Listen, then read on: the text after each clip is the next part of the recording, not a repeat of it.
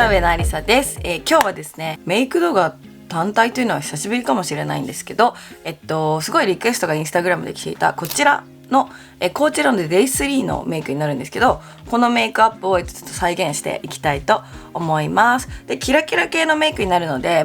これから夏とかフェスとかはあるのかわからないですけど、そういうアウトドア系のイベントだったりとか、ちょっとなんかメイクを楽しんでみたいなっていう時に活躍してくれるんじゃないかなというようなキラキラのメイクになるので、ぜひ参考になればいいなと思います。では始めていきます。まず下地はこちら、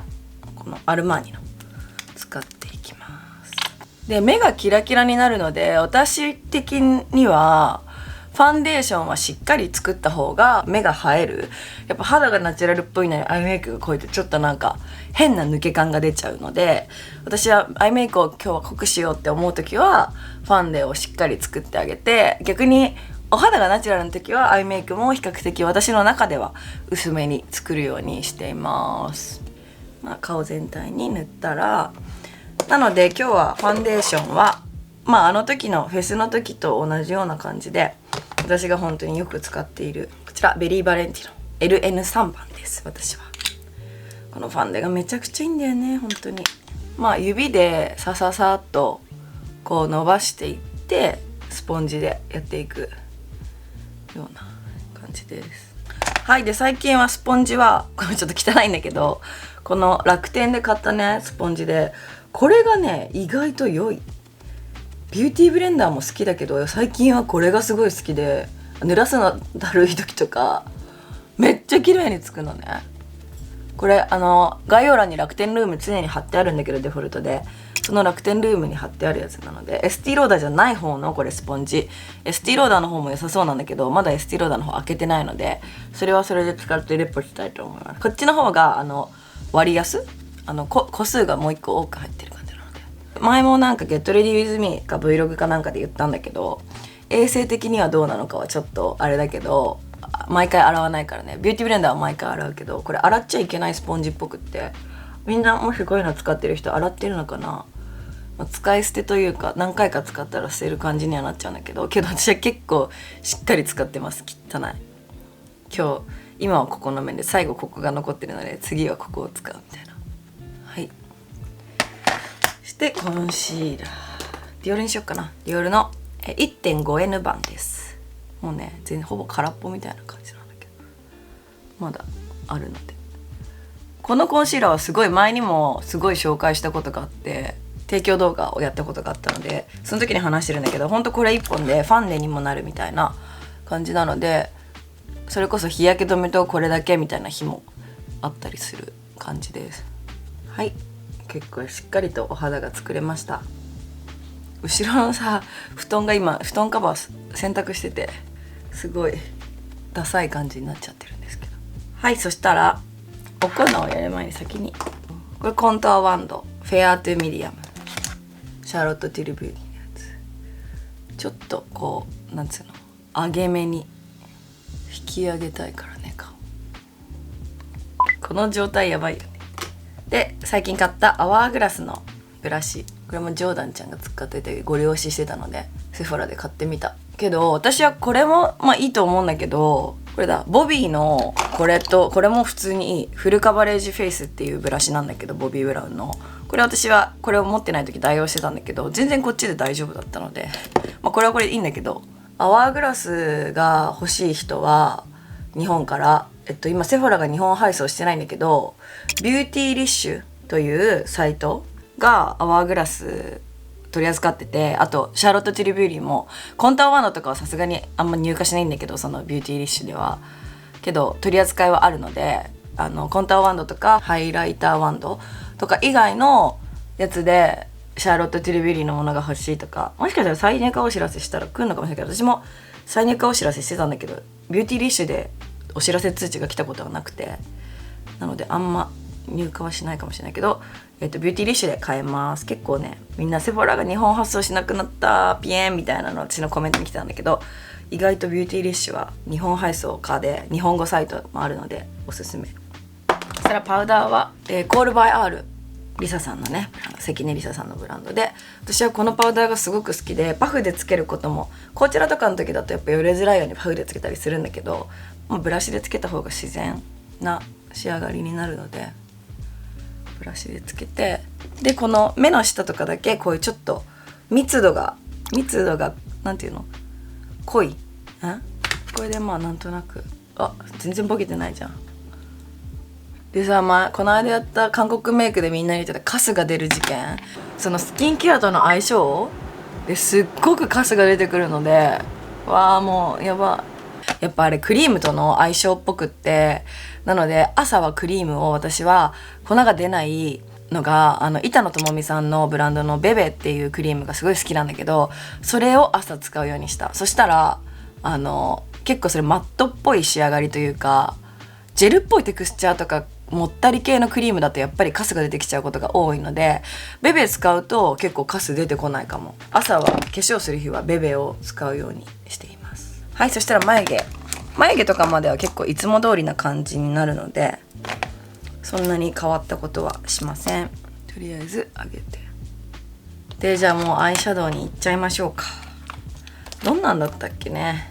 それで私アイシャドウとかってこう薄い色、例えば今回使うラメがシルバーなんだけど、色だけとかだとあんまり顔が漏れなくって、目がやっぱ化粧しないとパッてなんないからちょっと不安だったんだけど、今回チャレンジしてみたらすごいみんなからリアクションがよくって、私のその漏れない中でも漏れるやり方みたいなのを自分で考えてやったので、今日はそれ紹介したくて、でこれが最近届いたブランドさんからの新作がいっぱい入ってて、せっかくなのでボビーかメイクアップフォーエバーの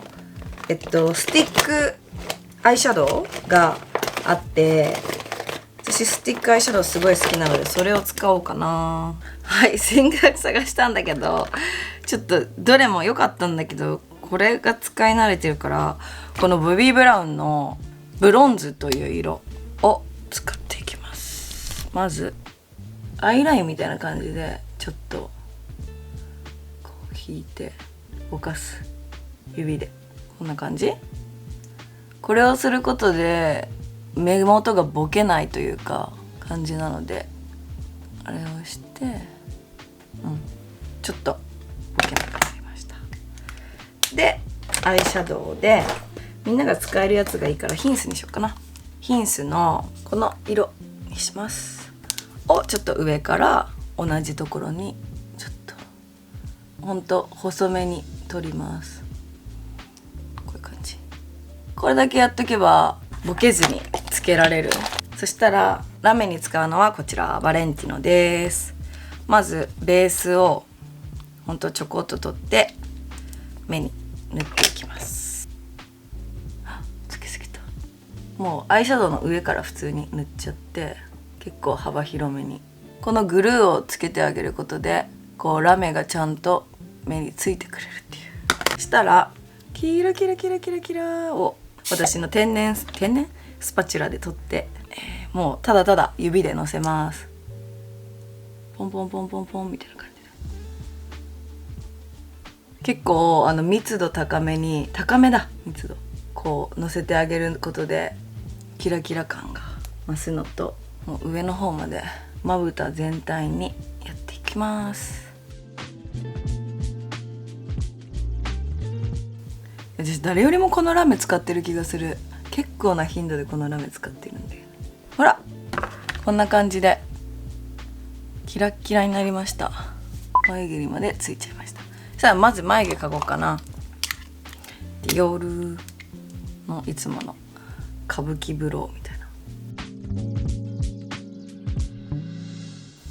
な。すっごい汚くなっちゃったんですけどはい、もうこんな感じかな。で目元キラキラの状態でアイラインをしっかりと描いていきます。まずは粘膜にいつもやべ先にビューラーします。パリジェンヌが相当効いてるので軽めにやって、ラブライナー買わなきゃ。これめっちゃいいんだよ、粘膜のやつ。これめちゃくちゃいいので、結構跳ねる。これに関してはもうリキッドで描いちゃった方が実はいいかもってかリキッドで描いてたかも。そしたらリキッドで上からやっていくよ。このレアビューティーさん、これめっちゃ綺麗だから。で結構跳ね上げラインみたいな感じで、そしたらまたヒンスのさっきの同じ色を入れていきます。こうアイラインをぼかすような感じで、あとこの目上に、さっき引いたところの上にさらにラメでぼけちゃってるので、もうちょい濃い色だったかも。こっちの色でもいいかもしれない。はい、ほら、ただラメ塗るだけより絶対に盛れるんだ、この方が。はい、そしたら下まぶたにこのさっきと同じ子を引いていきます。目頭にキラキラちゃんを、ボビーの新しいリュクスのインカンデスントという色を目頭に入れていきます。可愛くない？ちょっとピンク系のパール入れて、綺麗で、さらにこのネーミングのキラキラを目の下にちょっとだけピョンピョンピョン。そしてそうだ、石灰ラインもちょっと描いてたので、ほんと気持ちだけ石灰ライン描きます。ほんとちょっとで、結局ストーンを置くので、マスカラ、何でもいいマスカラします。でチークはピンクガズムをちょっとさっきのブラシでこう引き上げ系で、ハイライターはどちらでもって感じなんだけど、一応やってきます。そしたらラインストーンをつけていくんだけど、ケミオくんのシリーズと普通にこのネイルのがあって、アイプチを使って貼っていきます。アイプチを私はこの手の甲にこれちょっと出して、でちょっとピンセットにつけてストーンを拾って、でもすかさず貼る、こんな感じ。はい、そしたらケミオくんのこれ好きなやつでいいんだけど、これをこの羽ラインのちょっと上らへんとか適当な場所に、ちょっと違うけどこの間とこれもなくなっちゃう。はい、こんな感じ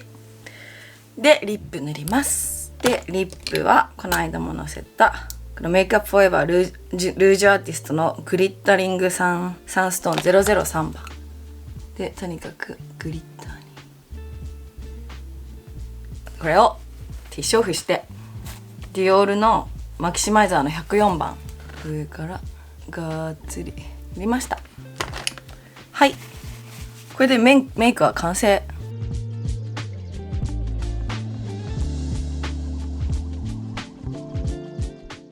であの時は前髪を残してツインテールしてたのだから、今死ぬほど雑なツインテールをちょっと作り上げてみようかな。もはや映ってもないですけど、世界一雑なツインテール作ります。はい、こうして世界一雑なツインテールが完成しました。こんな感じじゃない？違う？多分こんなメイクだよね。はい、ちょっともう一回確認するね。やっぱりさ、こうやって引き上げることによる顔の引き上がりそのまんま大体同じだね。はい、というわけで完成。今日本当にやばいわ。ここ机にまた汚くなっちゃったですけれども、32歳のツインテールとともにお届けしましたはい、そんな感じで、今日はリクエストがすごく来ていたこちら Day3 のメイクアップの再現をやってみました。可愛いよね。このストーンとかはどこでもドンキとかでも売ってると思うんだけど、キムヨくんのネイルシールはね、本当にもともとデザインがされてるからすごい使いやすいんだけど、もうこれは手に入るかわかんないの。これ私剥がしたら元に戻してまた使えるようにしたいなって思うんだけど、はい、そんな感じで今日は、さっきも言いましたけれども、こちら Day3 メイクアップをお届けしました。最後まで見ていただいてありがとうございました。よかったらチャンネル登録といいねとぜひコメントもお待ちしております。ではまた次回のビデオでお会いしましょう。バイバーイ。